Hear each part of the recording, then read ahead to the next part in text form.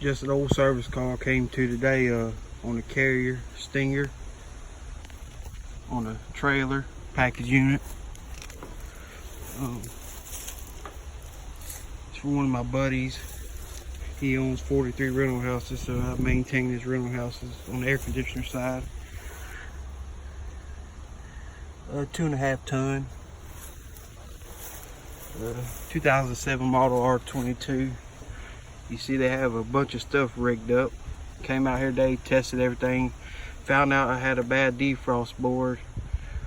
High pressure checked out fine, high pressure sensor checked out fine, high pressure switch, whatever you want to call it.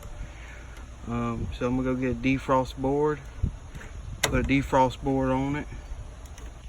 You can see where the contactor's burned up too, so I'm gonna put a new contactor on it and change the cap out, because it's about 35 minutes from the house, so I'd rather fix it right where I don't have to come back out here. I was out here about a month and a half ago, put a new indoor blower motor on it and serviced the coils and indoor coil. Somebody ended up putting a condenser fan motor for our evaporator motor, so I had to change it to, they put a condenser fan motor for evaporator motor, but I came out here and changed it back to the way it's supposed to be, put an evaporator motor in it. Only thing I didn't like about that was at one time this had an X13 motor and somebody bypassed it and put a regular ECM, I mean not ECM, but a regular PSC motor on it, but it wasn't a, it was a PSC condenser fan motor for the indoor blower. So I wish I'd went back to that, but had no choice but to get a 1/2 horse PSC motor and wire it back the way they had it. But refrigerant looks good. I jumped the contactor out.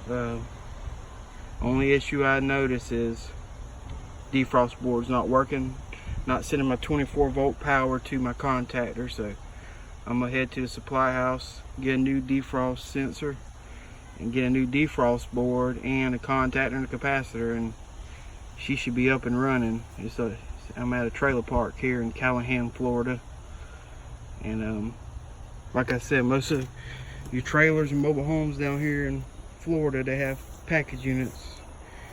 You can see where they done that ductwork job. It looks shysty. I told him it needs to be fixed, but he wants his guys to do it, and needs a P-trap on it, and the unit should be sitting on the pad, but he didn't want to spend the money to do that. So I'm gonna go get my board and get her up and going, and I'll be back for the finish up, and I'll show you how the operation is when I get done. I check the amp draws, pressures,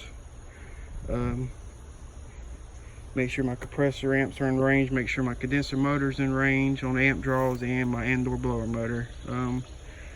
But it looks like when that defrost board was going out, it made that contactor chatter. That's why it's got brown spots. And when I came here a month and a half ago, this whole bottom of this panel here was filled up with an ant pile.